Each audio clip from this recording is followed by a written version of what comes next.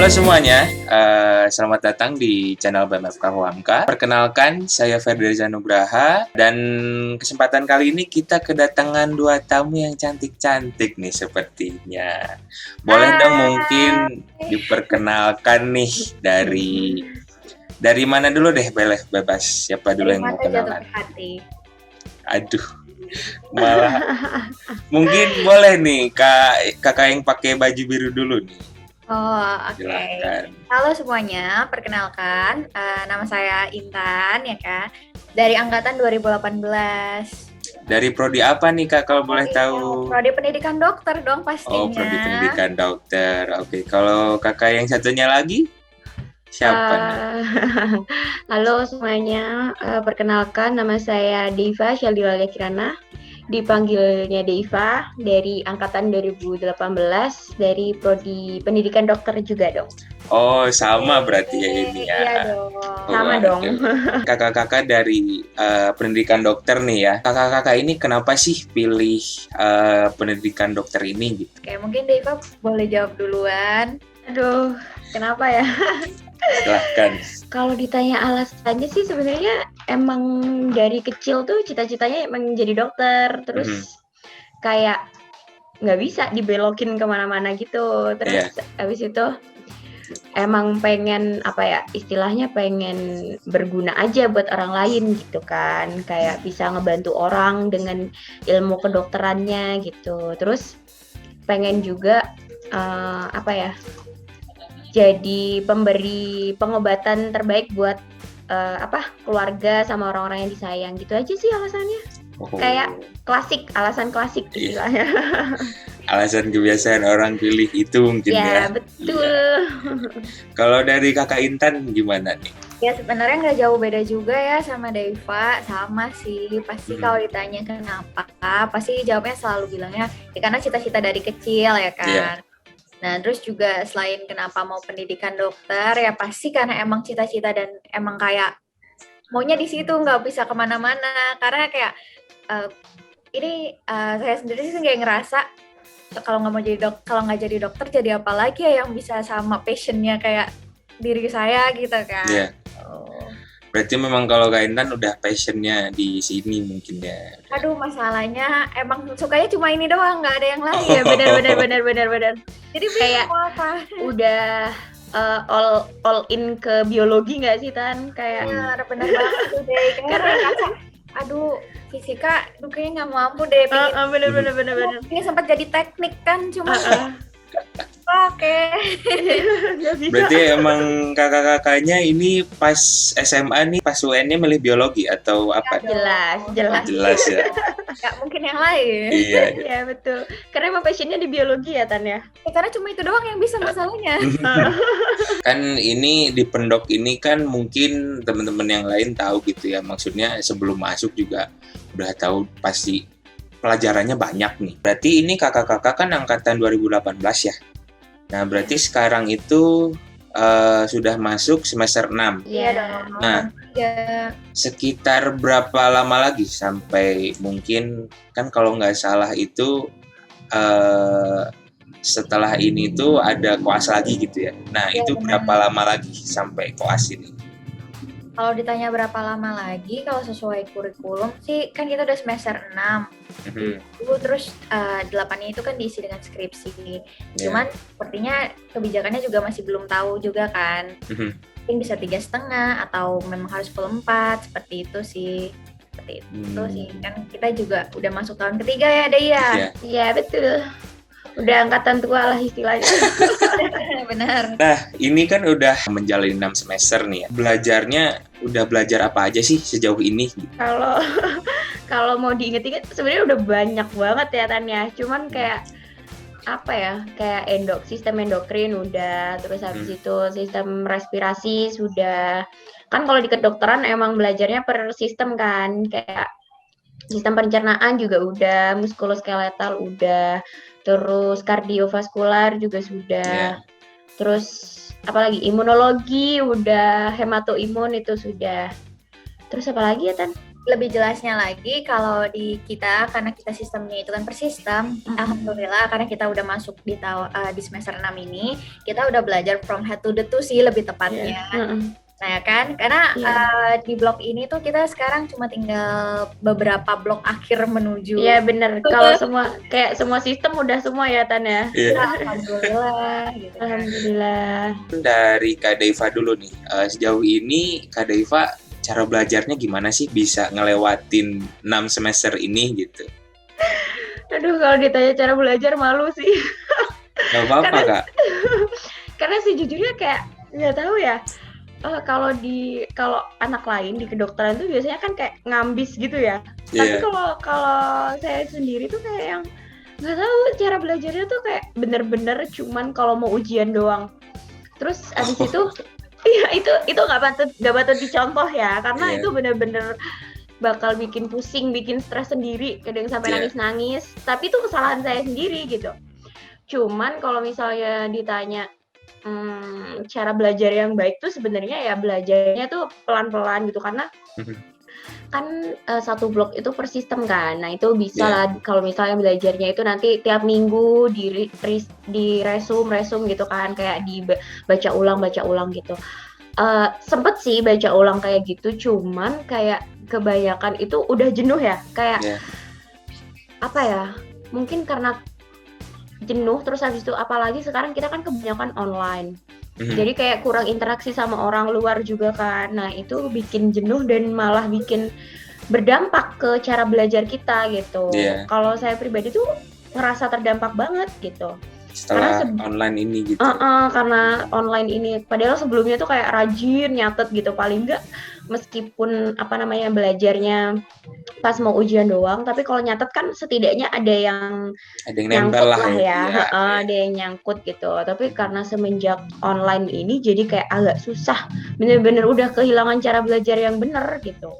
Itu sih kalau dari saya. Kalau dari Kakak Intan gimana nih? Kalau ditanya cara belajar, ya pasti hampir mirip-mirip kali ya semuanya gitu kan. Cuman kalau saya sendiri sih, karena saya tahu kayaknya gue nggak mampu. Kalau Deiva kan tadi bisa SKS ya kan. Nah kalau untuk saya sendiri sih saya nggak mampu seperti itu. Walaupun ya kalau saya sih nyatet pastinya, walaupun cuma ya beberapa yang penting nyatet gitu. Karena kayak ngerasa kalau nggak nyatet kan nggak afdol gitu kan. Cuman ya kalau ditanya remet ya pasti tetap remet. Oh berarti jangan dibilangin itu mah sedih kalau diceritain. Jangan dibilangin ya sedih itu kalau diceritain masalahnya. Tapi setidaknya kan kita berjuang di jalannya masing-masing gitu ya kan. Gitu sih. Jadi kalau dari saya sendiri sih, yang pasti kalau setiap dosen lagi jelasin gitu kan, kita tetap nyatet, ataupun setidaknya kalau nggak nyatet, mendengarkan, karena kan pasti mendengarkan itu ada masuk 80%-an ya kan kalau paham segala macam gitu. Terus apalagi ya, kayaknya sih udah gitu. Terus yang penting rajin aja buat baca materinya secara ulang. Yang pasti sih sebenarnya kuncinya satu, rajin baca. Itu aja sih kalau di kedokteran itu ya kan teman-teman ya. Itu sih rajin baca. Iya betul, yang penting rajin. Benar.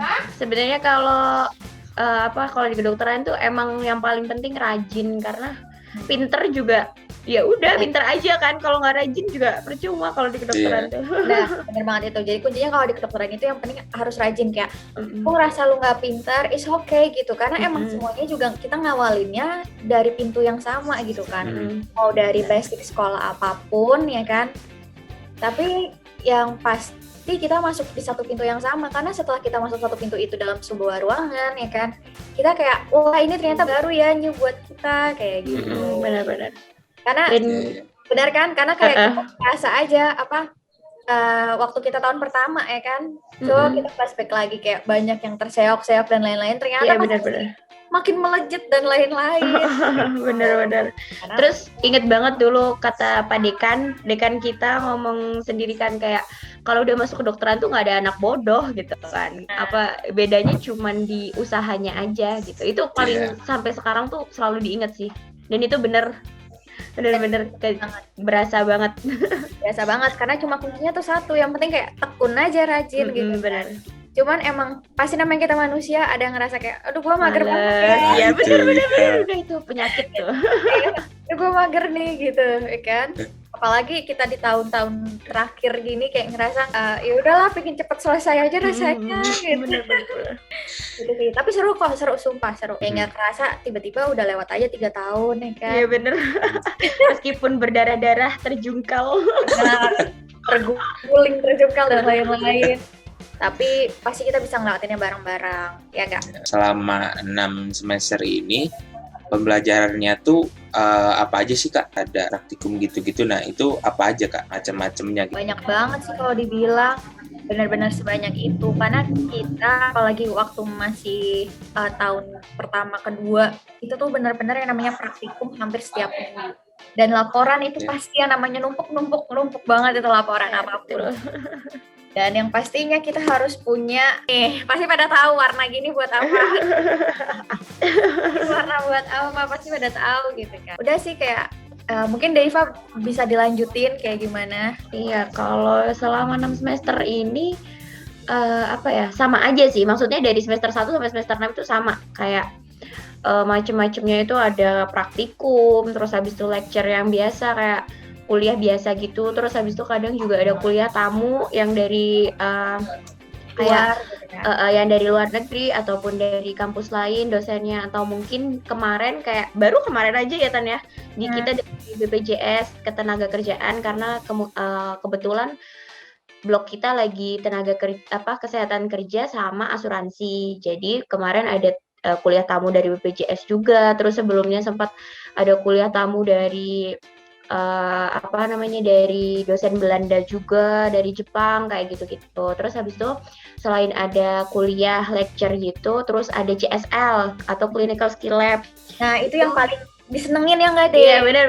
Karena itu benar-benar kita terjun praktek gitu, kita kayak nyuntik, terus habis itu pemeriksaan fisik kayak gitu-gitu, itu tuh seru. Karena kan sejujurnya capek ya Tanya teori ya, lebih suka praktek, benar-benar 100% kayaknya dari angkatan kita tuh lebih suka praktek.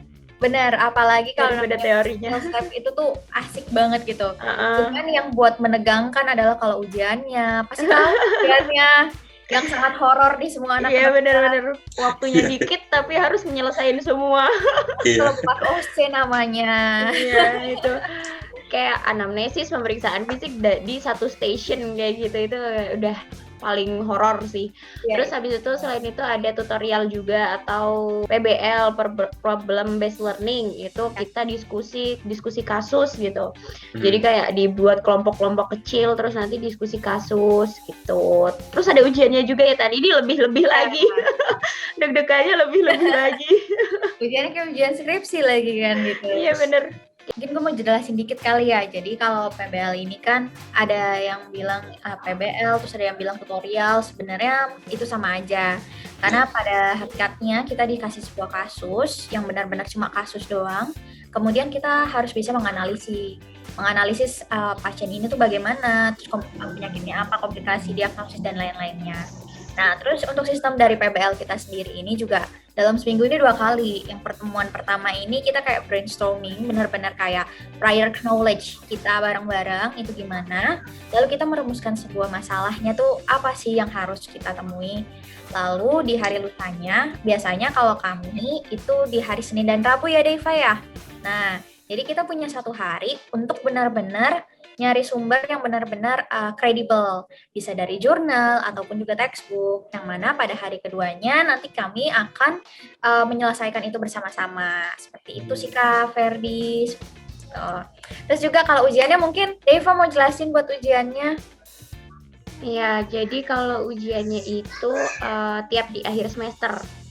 Jadi kan kita nih kalau di kedokteran itu per blok, terus habis itu nanti satu blok itu biasanya terdiri dari 4 minggu sampai 5 minggu. Nah, sedangkan PBL ini kan tadi sistemnya udah dijelasin kan per minggu kan, jadi kayak 1 minggu itu 1 kasus. Nah, otomatis satu blok itu ada 4 sampai 5 kasus. Nah, kalau di akhir semester, 1 semester biasanya ada 3 blok, 3 sampai 4 blok. Berarti satu semester itu ada 15 sampai 20 kasus atau mentok 16 kasus ya Tania? Ya benar. 16 kasus gitu. Nah, terus ya udah ujiannya sama kayak presentasi kasus gitu, kita nyebutin sama kayak apa? Sama kayak pas tutorial biasanya gitu, nyebutin kayak definisi, etiologi, patofisiologi, faktor risiko kayak gitu. Nyebutin gitu, tapi itu presentasi di depan penguji. Pengujinya ada 2 kayak Dan gitu. bedanya Terus, lagi kayak Deiva, nggak salah. Kalau di PBL ini kan kita bareng-bareng sama temen ya. Kayak ini. Tapi kalau ujiannya sendirian itu udah nanti ditanya-tanya pengujinya kayak patofisiologinya ini udah benar apa belum kayak gitu, terus faktor risikonya apa aja gitu. Terus kalau misal ada nggak nyebutin komplikasi penyakit ya, ditanyain kira-kira komplikasinya apa aja kayak gitu. Jadi kayak ya udah kita itu menurut aku sendiri kayak itu hari pembalasan sih, kayak seluruh amal kita selama 1 semester. Seluruh amal. Ya, sekarang kan lagi pas ujiannya juga kita nggak bisa milih nih ya Kak ya, gimana bener. mau kasus apa gitu ya. Karena dari sebanyak kasus itu kita tuh dikocok, maksudnya bener. Random. Kita nggak tahu dapat apa, makanya itu disebutnya sama kita disebutnya hari pembalasan ya Kak ya. Benar banget itu. Itu sesuai amal kita sih, kalau dapat kasus yang gampang ya bersyukur, kalau dapat yang susah ya udah dirasain sambil nangis. Kalau CSL sih lebih ke praktik sih ya, kayak anamnesis, pemeriksaan fisik. Pokoknya kalau dari semester 3 itu udah mulai kayak gitu, udah mulai anamnesis. Semua blok itu pasti ada anamnesis sama pemeriksaan fisiknya. Terus beberapa pemeriksaan penunjang kayak laboratnya itu gimana gitu. Terus ya gitu sih kalau misalnya CSL-nya. Tapi kalau ujiannya kayak yang tadi aku jelasin ya Kak ya. Kayak yang tadi. Jadi kalau untuk ujian ini kita namanya ujiannya tuh OSCE. Itu horor. Karena yang buat horor tuh adalah padahal cuma 15 menit doang kan kita di dalam ruangan itu. Tapi emang ada 10 station kan. Nah, yang buat horor adalah ketika bell gitu langsung buka kasus itu horor banget menurut gue ya. Paling horor gitu. Iya, terus kayak satu station tuh biasanya beranak gitu loh kan. Apa kayak waktunya cuma 15 menit, tapi kita harus bisa ngelakuin anamnesis, terus habis itu bisa ngelakuin pemeriksaan fisiknya, terus habis itu belum lagi nanti kalau kita masih disuruh nulis resep, itu tuh kayak stress pressure-nya tuh makin tinggi. dari baca kasus aja udah stres, jadi di dalam makin stres, deg-degan kan. apalagi kalau kita ketemu probandus yang kurang suportif diajak mungkin ngobrol ya. Gitu itu kan. Iya kita itu belum diceritain sih, kita langsung ketemu sama probandus kan kalau misalnya lagi OSCE dijelasin gitu. Dulu probandus tuh apa sih gitu. Oh iya, itu kayak pasien-pasienan gitu. Pasien-pasienan gitu ketemu beneran, terus mereka kayak ya udah nanti kalau ditanya gitu. Tapi mereka kalau misalnya nggak yang kooperatif tuh makin susah ya kita kan nyarinya, itu makin nambahin stres, kayak udah deh nggak tahu. Keluar dari pintu ujian itu rasanya lega banget kayak akhirnya kelar gitu. Ya. Pasti ada regret juga, maksudnya penyesalan sih, lebih tepatnya kayak mikir kayak tadi kurang apa ya. Bener. Tadi udah ngelakuin ini belum ya. Iya bener. Berarti emang biasanya kalau habis udah selesai ujian tuh ngeplong gitulah ya. Iya, kayak beban di pundak tuh udah terangkat gitu. Iya. Oh iya, tapi ini ada informasi lagi. Jadi untuk CSL untuk OSCE sama SOKA itu kita di karantina. Jadi kita bener-bener nggak tahu apa-apa. Kita nggak bisa ngobrol sama peserta yang lain. Jadi itu bener-bener rahasia. Dan kita nggak tahu kasusnya apa aja gitu kan. Jadinya benar-benar nggak tahu deh. Best partnya lagi tuh adalah biasanya kita dapat makanan. Itu semua orang makanan. Ya, itu penting sih. Tapi berarti itu biasanya ujiannya tuh berapa lama sih? Ujiannya kalau ditanya berapa lamanya, kalau untuk SOKA itu cuma sehari. Kalau untuk OSCE ini biasanya kita 2 hari sih. 2 hari. Untuk durasi. Apakah itu ujiannya dari pagi sampai sore gitu atau gimana? Karena kita bershift ya, bergilir gitu. Ya karena kita datangnya bareng, otomatis pulangnya bareng juga. Jadi tetap nungguin kloter yang terakhir juga sih kayak gitu Kak. Berarti kadang sampai sore juga pernah gitu ya? Wah, pernah saya Banget. masuk juga gitu. Oh. Tapi kalau Soka karena mungkin cuma presentasi, terus masuknya barengan itu lebih singkat. Tapi kalau OSCE ini benar-benar sampai siang gitu, siang sore. Dari tadi kan kita ngomongin ke hal akademiknya ini ya. Iya, Nah, betul. mungkin dari kakak-kakaknya nih saya mau nanya nih. Dari kakak-kakaknya ada nggak sih yang mungkin ngikutin organisasi atau apa gitu selama di kampus ini gitu, dan juga selama 6 semester ini gitu, ada kegiatan apa gitu mungkin gitu? Kalau aku sih ya, aku udah 2 periode ya ada di BEM, Oh, ada di BEM suhu kedokteran ampun. di fakultas. Temennya Kak Ferdi. Periode ini aku ada di BEM, terus periode kemarin juga ada di BEM. Karena kenapa bisa 2 kali di BEM? Karena panjang lah ya ceritanya. Karena kita masih angkatan pertama dan tahun kemarin itu masih baru pendirian banget gitu. Jadi kayak tiba-tiba ada di BEM gitu, tiba-tiba ditarik. Harusnya kan melewati hima dulu, himpunan mahasiswa dulu, baru bisa naik ke tingkat fakultas. Tapi tahun kemarin karena nggak ada dan BEM harus tetap terbentuk, jadinya langsung ditarik ke BEM. Dan periode ini tetap di BEM gitu, nggak pengen pindah-pindah lagi gitu. Itu kalau yang organisasi internalnya. Kalau eksternal aku ikut SMKI sih, tapi cuma sebagai anggota. Kayak bukan bagian dari yang internalnya gitu, cuman anggota aja. Kalau dari Kak Intan gimana nih? Wah, kalau aku sih bisa dibilang kayaknya kupu-kupu kali ya, tapi nggak juga sih, ya kan. Jadi kebetulan di FKUHMK ini tuh lagi mau bangun namanya CIMSA. Jadi kan teman-teman juga pasti tahu kan, CIMSA itu kan organisasi eksternal di bawah BEM pastinya kalau semua organisasi eksternal kan. Nah, CIMSA ini lagi mau dibangun di FKUHMK ini. Untuk sampai sekarang berarti udah berjalan hampir 1 tahun. Nah, itu tuh melalui proses yang panjang pastinya ya kan. Nanti pada saat udah benar-benar resmi menjadi lokal ya kan, nah kita bisa menerbangkan sayap lebih lebar lagi di situ sih gitu. Pasti kan antara organisasi ini kan pasti sibuk ya, dan juga akademik juga pasti sibuk. Nah, itu gimana caranya kakak-kakak ini bisa ngebagi antara waktu untuk organisasi dan juga akademik? Biar maksudnya organisasi tetap jalan tapi juga akademik istilahnya nggak turun mungkin ya.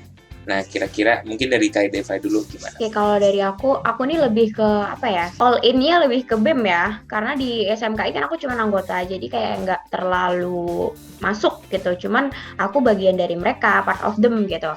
Cuman kalau yang di BEM ini aku kan sebagai bendahara umum, jadi 2 periode ini jadi bendahara umum gitu kan. Jadi kayak anak-anak BEM ini kalau nyari duit kan ke aku, jadinya kayak ya lumayan lah kerjaannya. Terus habis itu kan kayak tiap ada rapat pasti harus ikut karena kan sebagai PPH kan. Terus kalau misalnya bagi waktu, prinsipku cuman kayak akademik nomor 1 gitu. Kalau aku gitu, maksudnya meskipun di BEM juga diterapinnya kayak gitu kan Kak Ferdi ya. Yang penting akademik dulu nomor 1 gitu. Iya. Organisasi itu nanti nomor 2 gitu. Jadi Iya, kalau betul. misalnya ditanya membagi waktunya, ya udah kalau misalnya ada ujian rapatnya diundur dulu gitu. Mungkin karena kita juga di kedokteran dan semua orang juga paham kan kedokteran kayak gitu, ujiannya banyak, terus habis itu tugasnya juga lumayan, terus kuliahnya sampai malam-malam. Jadi kayak lembaga lain pun memahami gitu. Kayak dari fakultas lain pun kalau misalnya ada kumpul-kumpul universitas gitu, mereka bisa memahami kalau misalnya kita nggak bisa kumpul juga gitu, beberapa kali nggak bisa kumpul karena mungkin terbentur sama jadwal ujian gitu. Kayak gitu sih dari aku. Oke, kalau dari Kak Intan gimana nih? Ya pasti nggak jauh-jauh beda juga lah ya gitu kan, karena udah pasti banget kita ini kan med stud ya, medical student, jadi otomatis pertama adalah ya akademik kita, gimana ujian dan lain-lain itu pasti jadi prioritas nomor 1. Ya nggak jauh-jauh beda juga sama kayak Deva gitu. Dan juga teman-teman yang lain. Yang penting sih gimana caranya pinter-pinter bagi waktu aja sih kayak gitu. Kayak yang penting jangan lupa tetap jaga kesehatan, itu paling utama. Kalau nggak sehat kan nanti kita nggak bisa ngerjain apa-apa. Benar. Kedepannya apakah udah rencana nih setelah lulus ini mau ngapain, atau mungkin mau lanjut studi lagi, atau mau gimana gitu? Mungkin udah ada gambaran belum nih buat kakak-kakaknya? Silakan Kak Intan dulu. Ya pasti nanti setelah kita selesai S1 kan kita dapat gelar S.Ket ya teman-teman. Nah setelah itu kita menjalankan ke profesi dokter. Yang profesi ini kan biasanya namanya koas ya. Pastinya koas. Habis dari gitu setelah koas otomatis kita harus melalui beberapa tahap lagi, yang mana ada yang namanya UKKMPD atau itu ujian nasional dokter lah kayak gitu. Se-Indonesia Raya sama gitu kan. Nah, di UKKMPD ini kita gimana caranya biar supaya bisa lulus dan juga bisa dapat gelar DR di depan nama kita gitu kan. Setelah itu belum bisa praktek juga karena kita harus internship terlebih dahulu, ngurus STR dan lain-lain. Baru kita e-ship ya kan. Setelah udah dapat DR, kita harus e-ship atau internship. Itu biasanya kita udah dilepas sama kampus karena itu kita harus sudah bisa mandiri kan untuk internship. Setelah itu baru kalau udah selesai melalui program internship kita selesai, baru deh ada yang mau lanjut langsung spesialis atau mau praktek mandiri dulu dan lain-lain, seperti itu sih. Benar-benar. Kalau dari Kak Daiva gimana? Iya, kalau aku sendiri kan tadi udah dijelasin ya tahap-tahapnya. Sejauh ini sih masih pengennya sih masih 50-50 gitu loh antara mau praktek dulu atau mau langsung spesialis. Cuman kayaknya sih pengennya itu praktek dulu gitu, karena pengen setidaknya ilmu yang dipunya ini mau dibawa pulang dulu gitu. Kayak mau praktek dulu, terus habis itu kalau untuk yang spesialis juga belum kepikiran, soalnya juga masih mikir mau spesialis atau S2 gitu. Pengen karena kalau spesialis nih istilahnya tuh emang berat ya. Terus habis itu mau lihat juga nih kondisi fisik sama mentalnya nih masih kuat nggak gitu. Kalau misalnya emang spesialis dirasa berat, nanti paling S2 sih. Sih Kak, kalau dari aku belum jelas gitu loh, kayak ya udah dokter dulu gitu. Benar. Kayak kita maunya ya udah jalanin aja dulu satu-satu. Benar. Kalau selesai tahu arahnya mau kemana gitu. Ya betul. Mungkin untuk pertanyaannya cukup nih ya Kak. Nah ini sekarang saya mau bacain pertanyaan-pertanyaan dari teman-teman di Instagram nih Kak. Mungkin langsung saya bacain Q&A aja ya. Berarti ya? Iya, sesi Q&A. Betul banget. Okay. Mungkin saya bacain satu-satu dulu aja ya Kak ya. Nanti mungkin bisa dijawab mungkin sama Kak Intan atau sama Kak Daiva. Oke, gantian aja ya, jangan 2 orang. Karena boleh, nanti waktunya makin panjang. Iya, betul. Okay. Ini dari Regita_Claudia. Pertanyaannya Kak, gimana sih caranya biar produktif? Kayaknya Kak Intan sih ini yang bisa jawab. Gimana coba? Kalau bagaimana sih caranya biar bisa produktif? Jujur kalau dari gue sendiri itu gue tuh punya schedule sendiri. Jadi ini ada planner, ini planner gue gitu kan. Nah jadi kalau gue ini benar-benar harus nge-schedulein karena gue orangnya nggak bisa kalau nggak dijadwal. Maksudnya di jadwal ini nggak bukan berarti yang jadwal rinci jam segini sampai jam segini, enggak sih. Cuman lebih tepatnya ke poin. Jadi hari ini targetnya apa aja yang harus selesai, kayak misalkan cari PBL atau kita lecture gitu kan. Dan jangan lupa selalu sempetin buat olahraga juga ya kan, walaupun cuma sekitar 10 sampai 15 menit, walaupun cuma exercising ya tipis-tipis gitu kan. Gitu. Terus juga sambil ngelakuin hobi yang disuka, misalkan suka nonton drakor gitu kan. Ya udah ditulis aja di situ. Jadi kayak drakor walaupun cuma 1 episode kayak gitu. Jadi gimana caranya supaya kita tetap bisa produktif tanpa harus ngorbanin apapun, ya pasti yang pertama adalah terencana ya, terjadwal sih, seperti itu. Yeah. Karena itu asik aja rasanya kalau apa yang misalkan kita udah selesai terus kita centang, itu rasanya mengasihkan sih. Gitu. Oke. Nah terus ini ada pertanyaan dari Launi_Hai13. Pertanyaannya, kalau kebanyakan belajar kan agak stres gitu ya Kak. Nah gimana caranya kakak-kakak bisa ngehandle stres itu? Aku dulu deh. Ya. Silahkan. Oke. Jadi apa ya? Kalau di kedokteran itu coping stress tuh emang butuh banget, karena tanpa gini, kedokteran itu pelajarannya aja atau mata kuliahnya aja udah banyak, belum ditambah kayak PBL, CSL kayak gitu-gitu, terus habis itu belum tugasnya juga, itu makin stress pressure-nya tuh makin gede kan di kita. Nah, makanya gimana caranya kita buat coping stress itu tergantung kitanya, cari hal-hal yang kalian sukain aja gitu. Misalnya kalau aku pribadi, aku biasanya kalau coping stress nonton drakor. Itu salah satu coping stress aku. Atau kalau misalnya mager nonton drakor, aku keluar jalan, paling nggak jalan 1 jam aja itu udah lumayan gitu. Jalan ke mall, atau kalau misalnya sekarang masih pandemi jangan lah ya. Mungkin bisa jalan kemana gitu, atau cuman kalau aku pribadi tuh jalan-jalan gak jelas aja, naik mobil nih, mobilan sama temen gitu, jalan-jalan gak tahu arah gitu, itu udah lumayan coping stress banget gitu. Karena kan apa ya, apalagi anak kosan atau anak asrama gitu ya, yang diem doang di asrama atau di kosan, apalagi karena pandemi ini bener-bener lebih banyak kegiatan di rumah. Iya. Itu tuh kayak coping stress tuh butuh banget, karena itu buat kesehatan mental kita juga kan. Udah tugas banyak, kuliah banyak, CSL, PBL, terus habis itu kalau misalnya kita nggak coping stress, itu kan juga bahaya juga kan. Makanya coping stress ini butuh banget, dan itu tergantung kesukaan kalian sih. Bisa aja ada orang yang sukanya misalnya sepedaan gitu, itu bisa jadi coping stress. Terus misal kayak, atau mungkin sekedar berbagi cerita sama teman, itu bisa jadi coping stress gitu sih. Tergantung apa yang kalian suka aja. Baca buku, renang. Oke, kalau dari Kak Intan gimana nih Kak? Kalau buat saya sendiri sih ya, gue sendiri sih ngerasa bener banget sih, hampir mirip sama Deiva pastinya, karena kan sama aja gitu kan.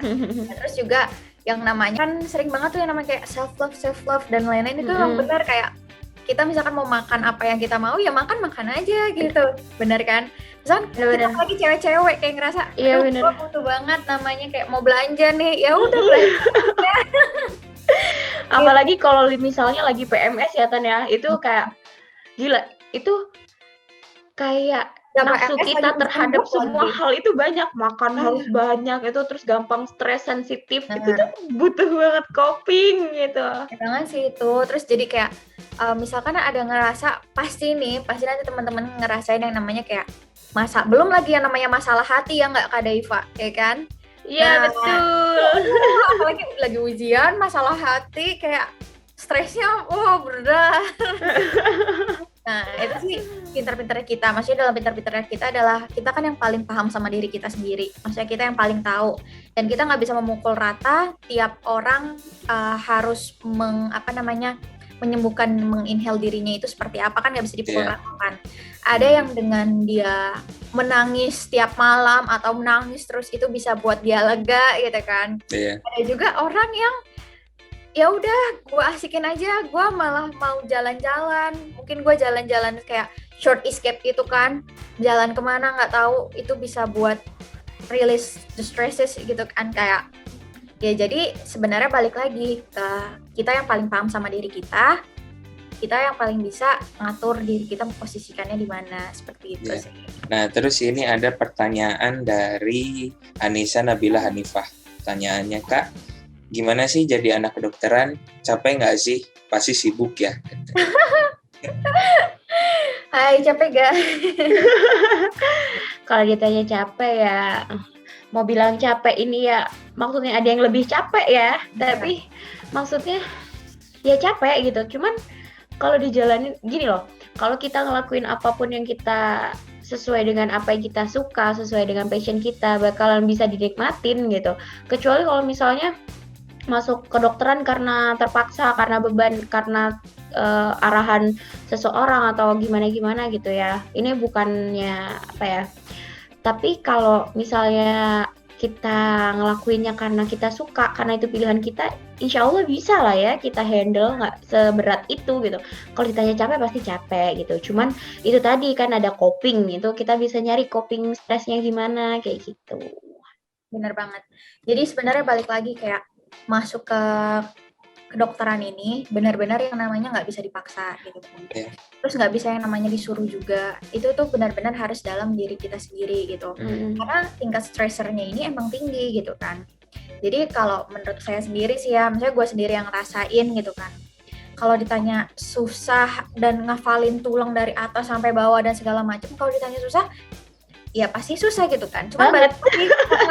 Cuman balik lagi karena ini pilihan, misalnya pilihan gue, pilihan aku nih, pilihan saya kayak gini. Jadi kayak apapun yang terjadi ya dihadapin karena emang pilihan kita gitu kan. Karena kita semua kan pasti tahu kan, apapun yang kita pilih kalau emang kita pingin itu gitu, ya jalaninnya juga ya udah jalaninnya dengan ikhlas. Semoga aja nanti capainya kita kan jadi lila ya gitu kan. Tuh jadinya kayak bener banget sih, kayak kalau dibilang anak FK susah banget segala macam, iya tergantung sih. Kalau yang ngelihatnya emang nggak berminat di FK ya pasti ngelihatnya ya gitu.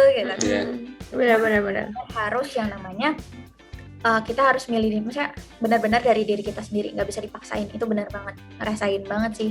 Karena nggak banyak juga kasus-kasus, maksudnya bukan di kita ya, misalnya teman saya di luar gitu kan, yang karena emang disuruh dan lain-lain, pada akhirnya di tengah jalan kan sayang ya kalau keputus, terus juga akhirnya pindah dan lain-lain, itu sayang banget sih gitu. Ya benar-benar. Terus mungkin ini akan jadi pertanyaan terakhir ya Kak, karena sebenarnya ini yang bertanya di Instagram ini kurang lebih tadi juga sudah terjawab di sesi yang tadi. Jadi mungkin buat teman-teman yang belum terbaca pertanyaannya, mohon maaf ya karena mungkin tadi sudah terjawab juga. Nah ini pertanyaan terakhir dari Syafi 0211. Apa sih Kak suka duka kuliah kedokteran? Kita jawab bareng aja lah Tan. Oh iya, pertanyaan terakhir ya Kak Riva ya? Pertanyaan terakhir, jadi kita jawab aja lah. Ya kita jawab. Kalau ditanya suka duka, sebenarnya imbang ya, antara suka sama duka itu benar-benar imbang menurut aku tuh. Karena kalau misal ditanya sukanya, ya karena ini kita sesuai sama pilihan kita, jadi kita enjoy kan. Terus abis itu selain itu kayak ada rasa bangga tersendiri kalau misalnya kita bisa memahami suatu, misal kayak cuma pemeriksaan fisik aja. Pemeriksaan fisik dari CSL tuh, kita paham nih. Kita paham gimana alurnya, terus habis itu gimana hasil-hasil pemeriksaannya kayak gitu. Itu tuh udah ngerasa kayak, wow keren juga ya gue bisa memahami ini gitu. Wah keren nih, gue kayak udah one step closer nih buat gue bisa meriksa orang gitu. Terus abis itu selain itu kalau misalnya kita juga memahami suatu materi, itu tuh udah kayak ada rasa bangga sendiri dan itu udah bikin sukanya itu makin lebih lagi gitu. Selain itu juga kalau ditanya sukanya juga selain dari pelajaran atau kuliah atau praktek gitu, sukanya juga kalau aku pribadi ya, aku bisa ketemu teman-teman di FK ini juga seneng gitu. Karena kan aku emang dari jauh kan, dari Jawa Timur gitu kan. Terus aku datang ke Jakarta, ke Tangerang, saat itu benar-benar yang kayak apa sih?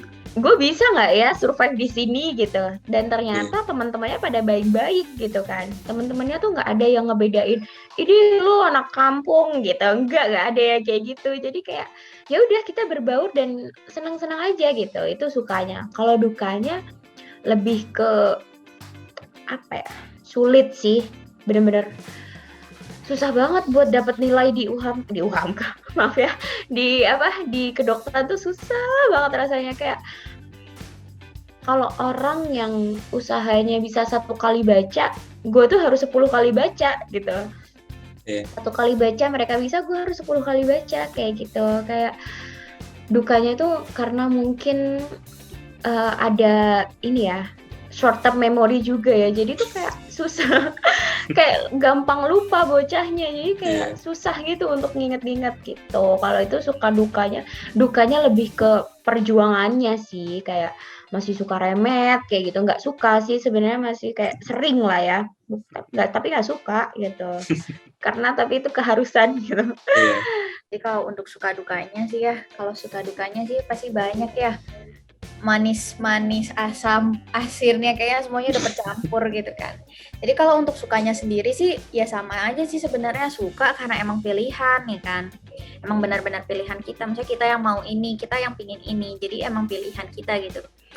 Kalau untuk sukanya, terus juga untuk apa sukanya lagi sih banyak sebenarnya di FK, seru aja gitu, belajar kedokteran tuh seru gitu, jadi suka gitu. Terus kalau untuk dukanya ya pasti, apalagi kalau masih tahun pertama ya, itu benar-benar transisi banget, yang namanya kayak ya Allah ini gue bisa nggak sih sebenarnya kayak ngafalin tulang lah dari atas sampai bawah, terus juga pembuluh darah dan lain-lain, itu rasanya kayak gue burn out sih gitu kan. Dukanya terus apa lagi ya, tapi kayaknya lebih banyak sukanya sih gitu, karena emang Iya, pilihan hati gitu kan. iya Terus bener. hati nggak mau milih yang lain. Bener-bener. Dukanya paling ya itu ya kayak remet. Itu Iya, benci itu banget. dukanya gitu kayak. Tapi kalau untuk anak FK jangan malu sih buat remet, karena remet itu hal yang Wajar. hal yang wajar buat anak FK, itu wajar banget gitu sih. Bener-bener. Yang nggak wajar adalah pada saat kita tahu memposisikan diri kita gimana, mampunya di mana, cuman kita kayak nggak mau untuk ngakuin gitu loh gitu. Jadi kayak ya emang remet wajar kok, emang kenapa kalau remet ada yang salah, kan enggak gitu kan. Itu sih. Iya, betul. Oke, mungkin Karena karena emang the tadi best.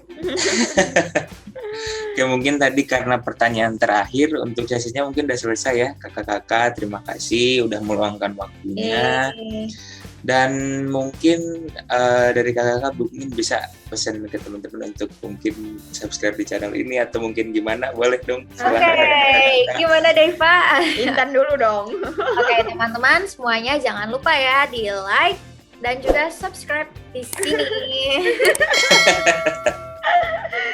Kalau aku sih ya karena aku anak BEM juga ya.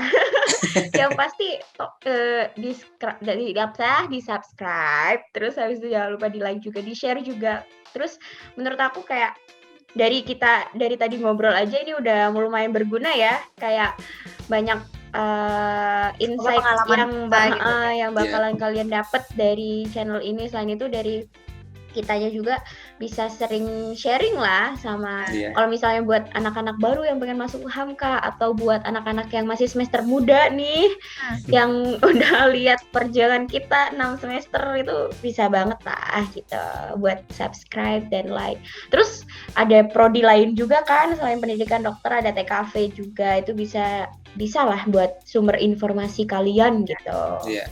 Ini segitu dulu aja ya kakak-kakak, terima kasih yang udah meluangkan waktunya. See you. See you. Thank you Kak Ferdi. Ya.